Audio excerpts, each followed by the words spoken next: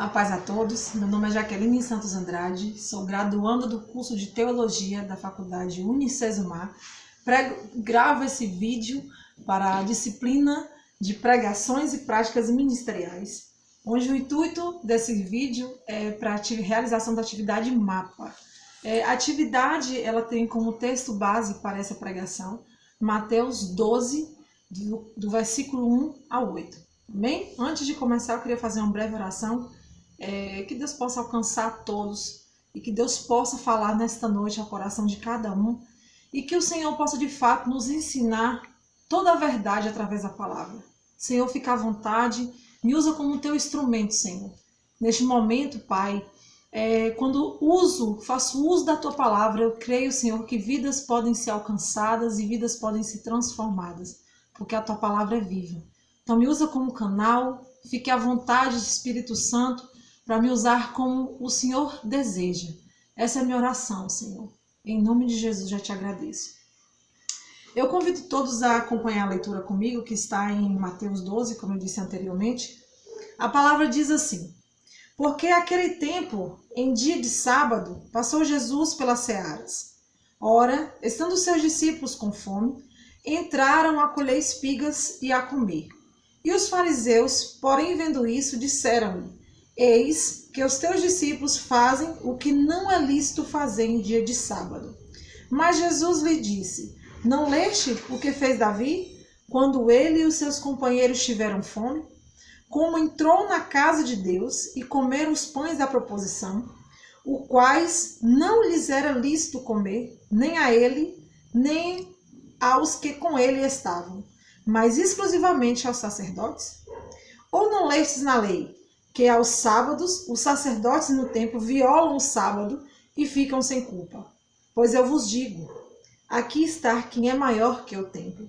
Mas se vós soubesses o que significa misericórdia quero e não holocaustos, não teríeis condenado inocentes, porque o Filho do Homem é o Senhor do sábado. Amém? Essa é a palavra do Senhor. E através dessa mensagem eu quero mostrar a frieza dos fariseus, buscando na religião motivos para aniquilar a missão de Deus através de Jesus. Toda essa missão se baseia em João 3,16, onde diz que Deus ele deu o seu Filho unigênito para que todo o que nele crê não pereça, mas tenha vida eterna. Eu também quero mostrar nessa mensagem um outro lado, que é o tamanho da graça e o grande amor de Deus por nós, com a expectativa de que cada um que essa mensagem alcance possa receber e entender o pleno conhecimento do que é real e do que é ilusório. Fica muito nítido nessa passagem bíblica que os fariseus eles tentavam fazer com que Jesus se comportasse de uma forma contraditória com a lei. Eles diversas vezes, eles tentam fazer isso com Jesus. Colocá-lo em uma circunstância onde ele, de fato, agiria de desencontro com aquilo que Deus deixou através de Moisés aos homens. Mas Jesus, com sua infinita sabedoria, ele começa a dizer para os fariseus, primeiramente sobre Davi. E falando sobre Davi, que tem no seu significado filho amado, e que é um significado que hoje é amplo, porque através da graça de Deus, através de Cristo, hoje nós todos somos filhos amados do Senhor. Mas voltando ao texto, Jesus diz para os fariseus que mesmo quando Davi ele come dos pães que não era apropriado, não era de fato para que ele usufruísse dos pães, ele ficou sem culpa. Jesus também cita nessa passagem os sacerdotes, que aos sábados eles violam a lei, eles sacrificam animais, eles fazem atividades que de fato também quebram a lei. E como a mesma palavra diz, a palavra do Senhor diz, eles sempre ficavam sem culpa. Então, de fato, o que Jesus queria dizer para os fariseus quando ele disse que misericórdia quero e não holocausto? Quando Jesus disse para aqueles homens que se de fato conhecessem a real intenção da lei, muitos inocentes não eram condenados. Jesus, ele mostrou naquele momento para aqueles homens que haviam situações que estavam maior do que a lei, que é o amor. Hoje em dia nós costumamos acompanhar, infelizmente em alguns casos, pessoas que defendem os seus próprios interesses e com isso afastam as pessoas de Deus. Quantas pessoas têm deixado de ir às igrejas porque não conseguem encontrar o verdadeiro amor de Cristo lá?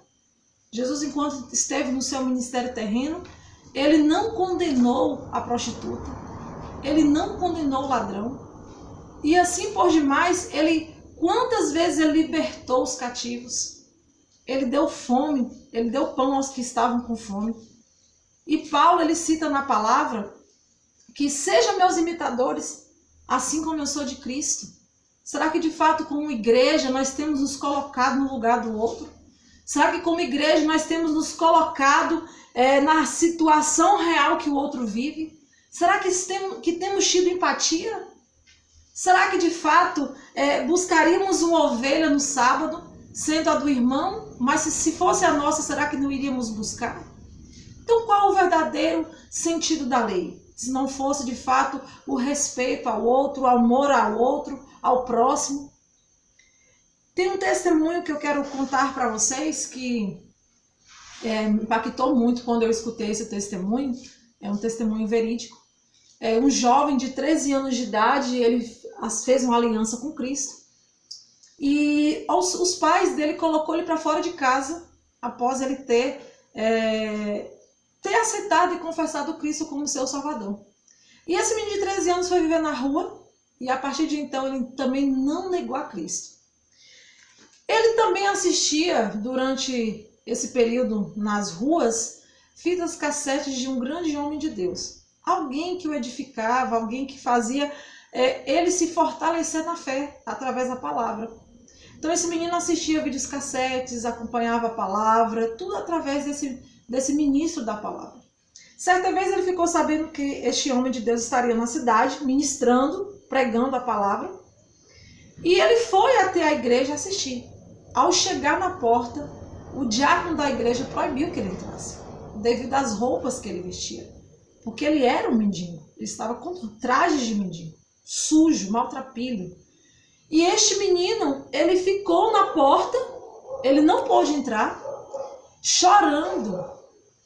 Pensa, era a pessoa em quem ele se espelhava, em quem ele se alimentava. Era um homem de Deus com quem ele tinha admiração. Mas ele foi impedido de entrar naquele lugar. Então, aproveitando esse gancho, quantas vezes hoje nós deixamos de ir à igreja porque não temos uma roupa que vai agradar aos olhos das pessoas? Ou quantas vezes nós temos um passado que não agrada os ouvidos dos homens e não vamos à igreja que vamos nos sentir condenados? E no final, concluindo o testemunho deste menino, no meio do culto, o pregador volta para ele, volta e diz assim: ei, você que está aí fora, passando alguns anos, você vai estar aqui no púlpito pregando e eu estarei contigo. E passados-se alguns anos, esse menino se tornou pastor e foi convidado para pregar no congresso.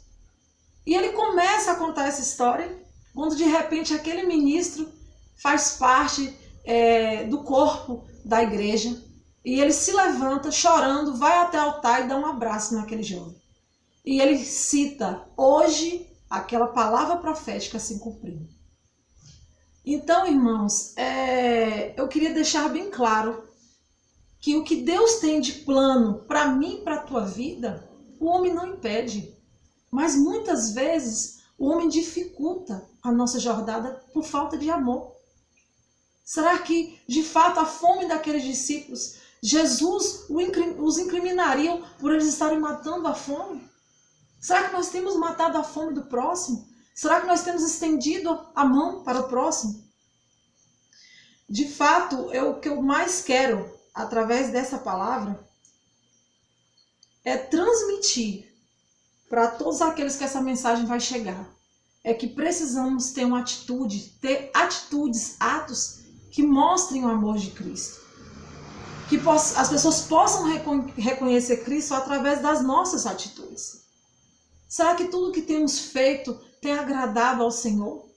Será que o que temos feito está baseado nos conceitos que Deus tem nos ensinado? Onde Ele diz que aquilo que queremos que faça a nós, devemos fazer ao próximo.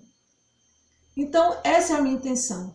E eu finalizo com o mesmo texto de João 3,16, que diz que Deus amou o mundo de tal maneira que deu seu Filho unigênito, para que todo que nele crê não pereça, mas tenha vida eterna. Então, fica meu abraço a todos e que todos possam, de fato, ter uma vida espelhada na vida de Cristo. A paz a todos.